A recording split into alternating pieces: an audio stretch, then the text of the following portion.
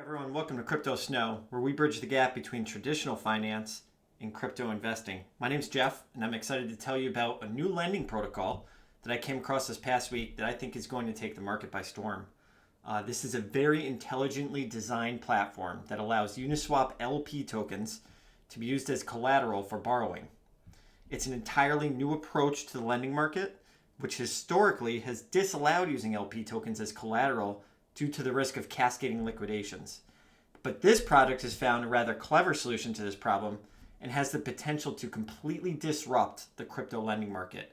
The name of the protocol is called Impermax, and the soon-to-be-released governance token is called IMX. So let's get into the details here, starting with the protocol in more detail. There's two sides of the equation with Impermax, borrowing and lending. So let's first talk about the borrowing side. Impermax is going to allow any Uniswap Liquidity Provider, or LP for short, to use their LP tokens as collateral for borrowing. This is a truly novel approach to lending, as it will allow LPs to earn significantly more yield using leverage, and it will open the floodgates for risk-averse investors to lend out their tokens in return for yield, without the risk of impermanent loss. So how is this going to work? So let's take a look at the borrowing side. Let's say you have $50,000 worth of ETH and $50,000 worth of USDC in your portfolio. You can go to Uniswap, you can put ETH and USDC into a liquidity pool there, and you can receive LP tokens in return, which represents your proportional share of the fees generated in that pool. So in return for parking your funds in the liquidity pool on Uniswap for ETH USDC, you'll earn a very attractive 55% APY, or $55,000 worth of fees in a year for putting your $100,000 into this pool. Now your assets are tied up here and stuck, illiquid, in that pool until you pull them out, and you're subject to impermanent loss risk. So there are some caveats to that model. Now, what would be interesting is if you could take those LP tokens, liquidity pool or provider tokens, and borrow against them to double, triple, or 5x your return. And that's where Impermax comes in. So if we look here at slide 2, this is the Impermax liquidity pool model, okay? And what happens is LP holders will be able to deposit their LP tokens as collateral and then borrow against that same asset over and over again, up to 10x and beyond in terms of leverage. So what's happening here is you're putting your capital into a liquidity pool on Uniswap, you're getting your LP token, and then instead of just sitting and earning 55%, you're then taking those LP tokens, putting them into Impermax, and then you're using leverage of 5x, 10x, etc. to juice or amplify your returns. So that 55% at 5 times leverage becomes 275%. At 10 times leverage, it's 555% return. So you can really significantly increase your returns through the power of leverage. And the reason this is particularly interesting is because Impermax has been able to do what no one else has been able to do before, which is enable this functionality. And to kind of explain that a little bit, the reason why they're able to achieve this is because they're able to isolate the lending pools from one another. So the reason for treating lending pools in an isolated fashion is that it significantly reduces the liquidation risk and therefore allows for higher leverage to be reached on those LP tokens. So that's the key to this whole thing. The cascading liquidation scenario, or run on the bank, to use traditional finance terms, is largely mitigated under this new construct. So as you can see here, the ETH USDC pool is its own separate pool from ETH DAI, whatever else. Name the pool. There's 30,000 of them on Uniswap.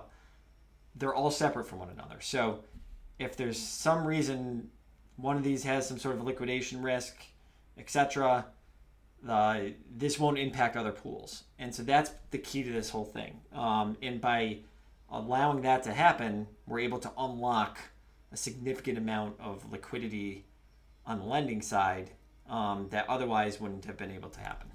And the way Impermax is going to get liquidity is by offering lenders a yield or interest rate for essentially lending any token that's listed on Uniswap.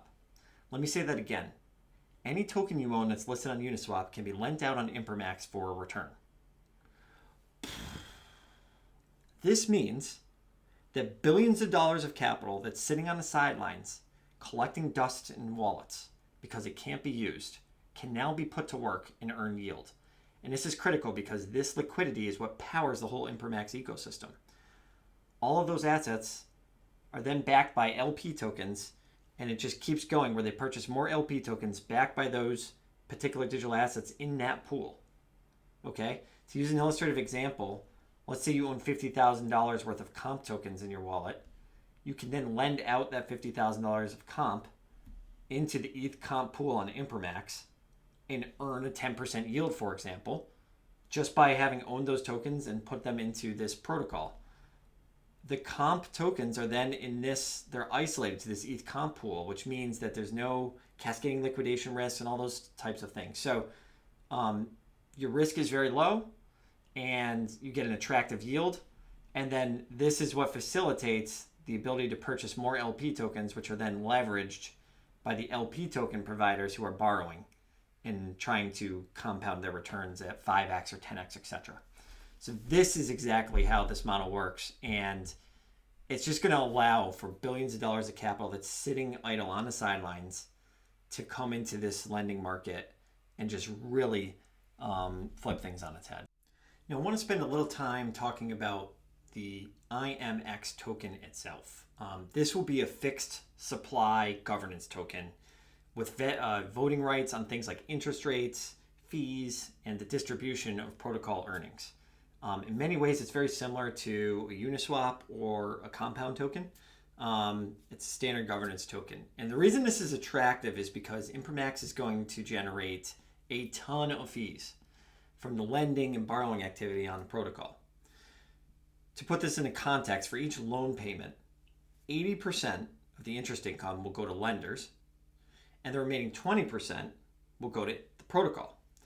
There's also a 0.1% flat fee for borrowing on every single loan, which is split between the lenders and the protocol 80-20, just like I described. So if you believe that Impermax will be a disruptive force in the lending market, that it's going to generate a ton of fees, and those fees can be sent out as rewards or dividends to token holders, which you'll have a direct say on as a governance holder. So this is just a really appealing token for a lot of reasons. One, the governance, you get say in what will happen with the proceeds from the protocol, the profits. And two, you get to take part in what could be considerable dividends or rewards that are generated from this platform through its usage in lending and borrowing, generally speaking. So this is a very attractive token. One other appealing aspect of things is that Impermax is going to take 40% of the total supply, which is 100 million in total. So 40 million total will be allocated to farming rewards over the next 4 years. So these tokens will be rewarded to borrowers based on the size of their loans. The more that you borrow, the higher the leverage, and the more yield that you can farm. So this structure will create a positive feedback loop that results in demand for more borrowing, more loans, more fees, and all of that comes day one. Now, the one thing that's really interesting to know is that Impermax is going to airdrop the largest liquidity pool providers on Uniswap. So this is a tactical user acquisition strategy designed to attract those LP token holders on Uniswap, the big whales, track them over to Impermax and encourage them to use the platform to leverage those LP tokens for more yield. So anyone in that ETH USDC pool, a big holder, could take some of those dollars and tokens and bring them over to Impermax and then leverage them 2, 3, 5, 10 times and significantly amplify their results. So this is why I'm very bullish in this project. We do know that there's 100 million tokens of total supply, but the details of the distribution are still unknown. We can expect to hear more about this soon and when the token will be listed in the near future, so stay tuned on that. Now that we've covered the protocol in the industry and the token specifics, we need to spend a little bit of time talking about what the upside could be here. That's the most exciting part. So the best pure play comp that comes to my mind is Alpha Homora, which is a token that I own, Alpha, which is a liquidity protocol focused on lending and a specific focus on leverage.